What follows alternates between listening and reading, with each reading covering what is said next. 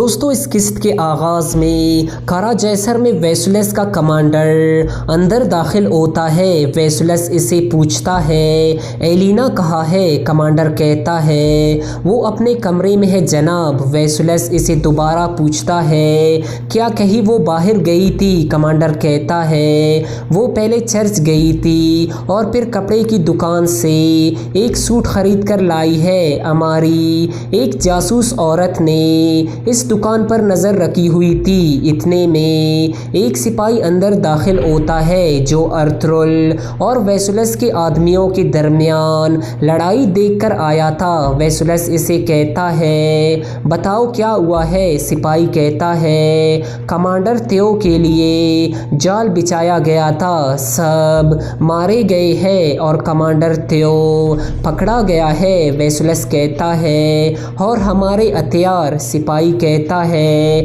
وہاں کوئی ہتھیار نہیں تھا، وہ گھوڑا گاڑیاں خالی تھی۔ یہ سن کر ویسولیس شدید غصے میں آ جاتا ہے اور کہتا ہے لعنت ہے تم ترکوں پر، ایلینا بھی تمہارے ساتھ ملی ہوئی ہے۔ کمانڈر کہتا ہے یہ آپ کیا کہہ رہے ہیں جناب؟ ایلینا تو آپ کے ساتھ وفادار ہے۔ ویسولیس کہتا ہے اس عملے کے بارے میں صرف تھیو اور ایلینا کو پتا تھا، اس کے علاوہ ارطغرل کو کوئی نہیں بتا سکتا تھا۔ یہ کہہ کر ویسولیس باہر کی طرف چل پڑتا ہے۔ دوسری طرف اورال بھی واپس کارا جیسر پہنچ چکا تھا اور چولپن کو کہتا ہے الیار کو سب پتا چل گیا ہے، اب نہ صرف میں ان ترک سرداروں کا اعتبار کھو دوں گا بلکہ اپنے قبیلے کے آدمیوں کے اعتبار بھی کھو دوں گا، مجھے جلد کچھ کرنا ہوگا۔ چولپن کہتی ہے ارطغرل ہمیشہ ایک قدم آگے ہوتا ہے، جیسے ہی اس نے الیار اور کتلوجا کو شابدار قبیلے کا کنٹرول حاصل کرنے کے لیے رضامند کیا، ایسے ہی اس نے ایلینا کو بھی یہ قلعہ حاصل کرنے کے لیے رضامند کر لیا۔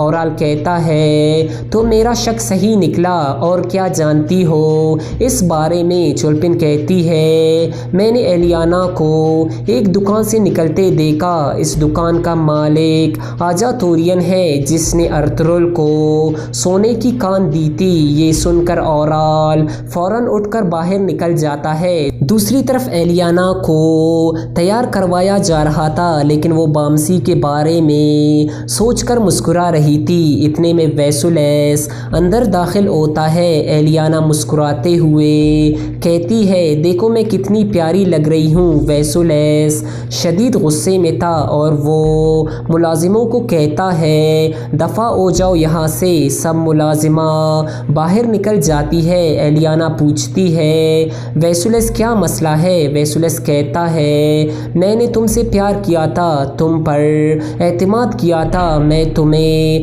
ہر چیز دینے کے لیے تیار تھا اور تم نے میرے ساتھ کیا کیا؟ تم نے مجھے دھوکہ دیا ہے۔ ایلینا کہتی ہے تمہیں پتہ نہیں تم کیا کہہ رہے ہو ویسولیس، میں تو تمہاری بیوی بننے کے لیے تیار ہو رہی ہوں۔ ویسولیس کہتا ہے جھوٹ بہت ہو گیا، میں تمہاری جھوٹی باتوں سے تھک چکا ہوں، تم غدار ہو، تمہاری وجہ سے میرے بہترین آدمی مارے گئے ہیں، تم نے یہ زمینیں ترکوں کو بیچ دی ہے لیکن کس چیز کے بدلے میں؟ ایلینا کہتی ہے تمہارا دماغ خراب ہو گیا ہے ویسولیس، مجھے چھوڑ دو۔ ویسولیس اس کا دوپٹہ اتار کر پھینک دیتا ہے اور کہتا ہے تم نے سب کچھ ارطغرل کو بتا دیا ہے جو میں نے تمہیں بتایا تھا۔ ایلینا کہتی ہے یہ سچ نہیں ہے، میں نے ایسا کچھ نہیں کیا ہے۔ ویسولیس اسے پکڑ کر باہر کی طرف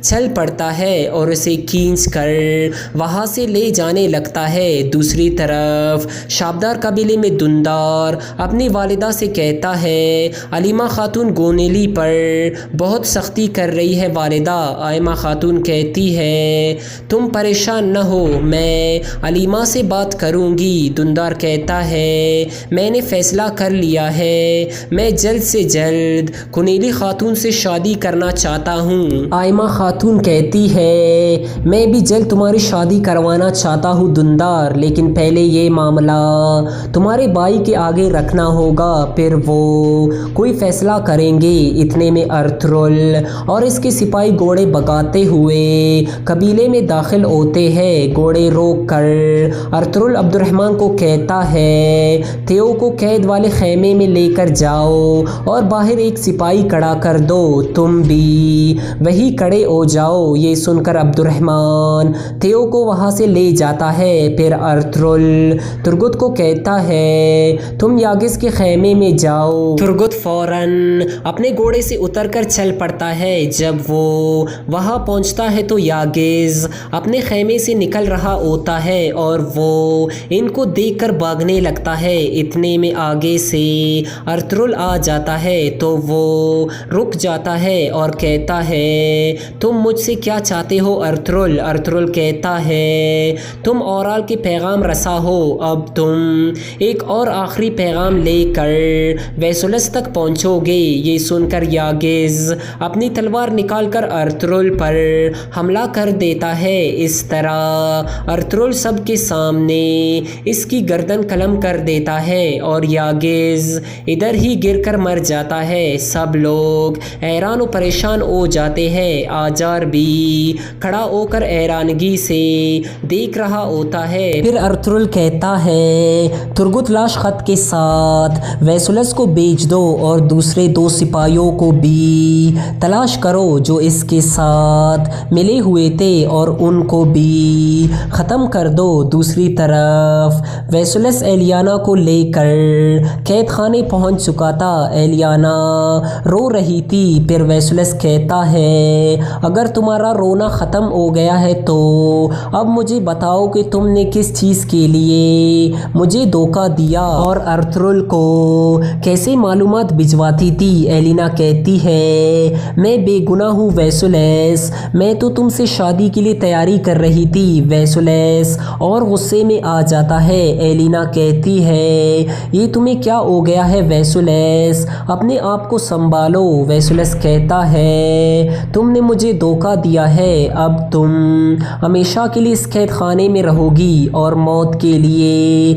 بھیک مانگو گی، لیکن میں تمہیں مرنے نہیں دوں گا۔ ایلینا کہتی ہے تم سے پہلے یہ قلعہ میرے بابا کا تھا، تم میرے ساتھ ایسا نہیں کر سکتی۔ دوسری طرف الیار واپس قبیلے پہنچ چکا تھا اور ارطغرل کو کہتا ہے آپ نے صحیح کیا ارطغرل صاحب، اس یاگز نے ترک سرداروں کو بھی اورال سے ملوایا تھا، وہ 3 ترک سردار اورال کے ساتھ مل گئے ہیں۔ ارطغرل کہتا ہے آپ پریشان نہ ہو، جلد یا دیر سے اورال اپنے انجام کو پہنچ جائے گا۔ دوسری طرف کارا جیسر میں ایک سپاہی یاگز کی لاش لے کر اندر پہنچتا ہے، پھر وہ اس لاش کو نیچے اتارتے ہیں تو اس کے ساتھ ایک خط لگا ہوا ہوتا ہے۔ اتنے میں ویسولیس بھی وہاں پہنچ جاتا ہے اور اورال سے پوچھتا ہے کون ہے یہ آدمی؟ اورال کہتا ہے یاگز میرا ایک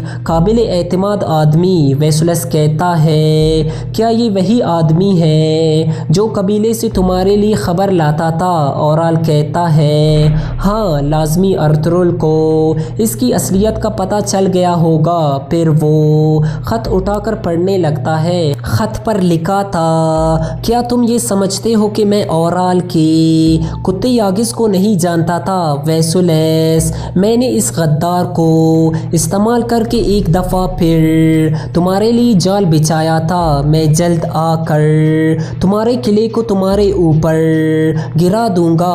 ارطغرل کا خط پڑھنے کے بعد ویسولیس کہتا ہے ارطغرل نے ہمارے ساتھ کھیل کھیلا تو وہ ایلینا نہیں تھی جس نے ارطغرل کو اس عملے کے بارے میں بتایا تھا، اس نے تمہارے اس بے وقوف سپاہی کو استعمال کیا، میں تمہاری وجہ سے ایلینا کو تقریباً مارنے ہی والا تھا۔ بے وقوف، تم اتنے بے وقوف ہو سکتے ہو مجھے پتہ نہیں تھا، اور میری بے وقوفی دیکھو کہ میں تمہارے ساتھ ہاتھ ملا لیا۔ دوسری طرف تیو قید خانے میں موجود تھا اور بامسی اسے مارنے میں مصروف تھا۔ پھر ارطغرل پوچھتا ہے بتاؤ شابدار قبیلے سے تمہارے ساتھ کون کام کر رہا ہے؟ تیو کہتا ہے ہم نے قلعے کے غدار کا پتہ چلا لیا ہے، اب تم اپنے غدار کا پتہ لگاؤ، ایلینا کا خاتمہ جلد ہونے والا ہے۔ یہ سن کر بامسی پھر اسے مارنے لگتا ہے۔ پھر الیار کہتا ہے ہمیں اس کتے کی ضرورت نہیں ارطغرل صاحب، چلے اس کو ختم کرتے ہیں۔ تیو کہتا ہے میں پہلے ہی اپنے سپاہیوں کے ساتھ مر چکا ہوں۔ دوسری طرف اورال کہتا ہے ہمیں مل کر غدار کا پتہ لگانا چاہیے۔ ویسولیس کہتا ہے تم ابھی بھی میرے ساتھ کام کرنے کی بات کرتے ہو، تمہاری آدمیوں کی طرح تم بھی ایک بے وقوف ہو۔ پھر ویسولیس اپنے کمانڈروں کو کہتا ہے ان کو لے جا کر ان کے کمرے میں بند کر دو، اگر آجاتورین غدار نہ نکلا تو ان دونوں کو قتل کر دینا۔ یہ سن کر سپاہی ان دونوں کو لے کر جاتے ہیں۔ ویسولیس کہتا ہے اب آجاتورین استاد کی حیثیت کیسے جانیں گے؟ دوسری طرف بامسی ارطغرل کو کہتا ہے مجھے کارا جیسر کے لیے جانے دے بھائی، میری ایلیانا کی جان خطرے میں ہے۔ ارطغرل کہتا ہے تم سکون رکھو بامسی، ویسولیس جب یاگس کی لاش دیکھے گا تو وہ ایلینا پر شک نہیں کرے گا، وہ اورال کی بات ہرگز نہیں سنے گا، اس لیے ایلینا نہیں بلکہ اورال مشکل میں ہوگا۔ یہ سن کر بامسی خوش ہو جاتا ہے اور ایک طرف چلا جاتا ہے۔ اتنے میں دندار وہاں پہنچ کر کہتا ہے آپ نے مجھے بلایا ہے بھائی؟ ارطغرل کہتا ہے ہم نے تمہارے ساتھ کچھ بات چیت کرنی ہے دندار، میرے ساتھ آؤ۔ دوسری طرف آجاتورین پریشانی کی حالت میں دکان پر پہنچتا ہے اور دمرل کو بتاتا ہے مجھے پتہ چلا ہے کہ ایلینا کو قید میں ڈال دیا گیا ہے، ہمیں فوراً ارطغرل کو خبر دینی چاہیے۔ یہ سن کر دمرل فوراً وہاں سے چل پڑتا ہے اور یہاں اس قسط کا اختتام ہو جاتا ہے۔